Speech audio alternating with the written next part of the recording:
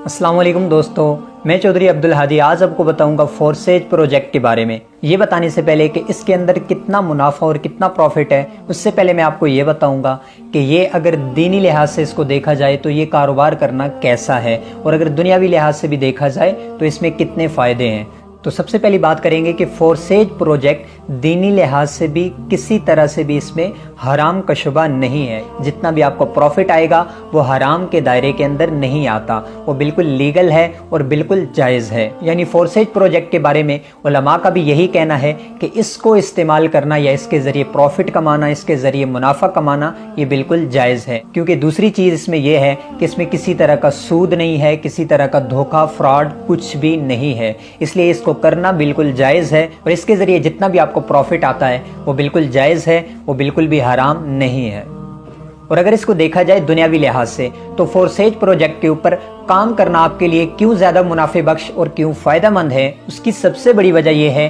कि ये decentralise project है, ये सेंट्रलाइज नहीं है। सेंट्रलाइज का मतलब ये होता है कि किसी भी कंपनी को ऊपर से हैंडल करने वाला कोई ना कोई एक बंदा बैठा होता है जो जब चाहे इसमें चेंजिंग कर सकता है, जब चाहे इसका प्रॉफिट कम कर सकता है, जब चाहे आपको जिस तरह से चलाना चाहे वो चला सकता है। लेकिन डिसेंट्रलाइज वो होता है कि वो एक दफ़ा जिसने डिज़ाइन कर दिया, जिसने बना दिया, जिसने जो इसका क्रिएटर है उसने एक दफ़ा इसको बना दिया, दोबारा वो खुद भी इसमें चेंजिंग नहीं कर सकता। हैकिंग क्रैकिंग की तो बात फिर साइड पे रह गई, क्योंकि डिसेंट्रलाइज ऐसा प्रोजेक्ट होता है जिसमें आप खुद उस चीज़ के मालिक होते हैं। आप जिस हद तक अपना कारोबार बढ़ाते हैं उसके आप खुद ही मालिक होते हैं, और इसके अलावा जितना भी इसका प्रॉफिट आता है वो सारा का सारा आपके अकाउंट में आता है, जिसके ज़रिए मतलब आप ईजी पैसा या जायज़ कैश में उसको फौरी कैश पे हासिल कर सकते हैं। यानी सीधी सी बात यह है कि कोई भी कंपनी आज तक जो काम करती है उसका ऊपर एक ओनर होता है जिसके कब्जे में या जिसके हाथों में